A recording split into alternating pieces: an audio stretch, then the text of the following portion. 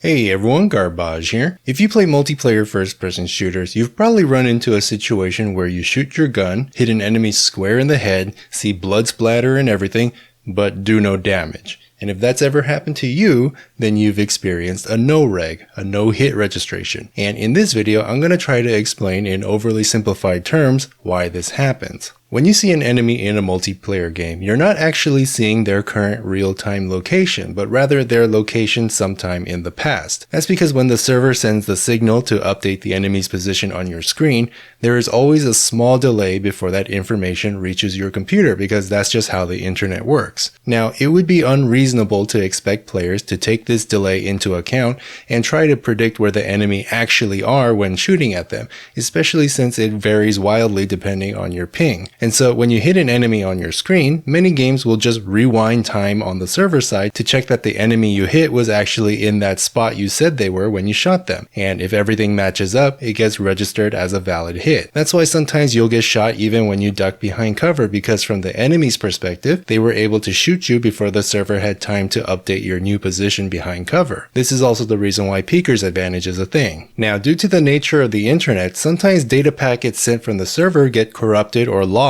on the way to your device. And when that happens, your game client has no idea where the enemy's next position is going to be. And instead of just teleporting the enemy to a new position when a packet finally does arrive, many games will try to smooth out the transition by trying to predict where the enemy will be based on its last valid movement, and then correct any discrepancies later on once more packets come in. And usually these discrepancies are so small you don't notice anything strange happening. But sometimes if you lose an unusually large number of packets, or if your internet connection cuts out for a bit, it creates the possibility of a desync where the enemy's position on your screen doesn't match up with the server. And if you were to shoot someone while they were desynced, you'll hear the hit sound and see blood splatter because that stuff is usually done locally on your machine. But then when the server rewinds time to check for a valid hit, the locations won't match up and the server will not register it as a hit, and you get a no-reg. There are other ways no-regs can happen, but desyncing is one of the more common causes. It's not the server's fault, it's not your fault, it's the internet's fault.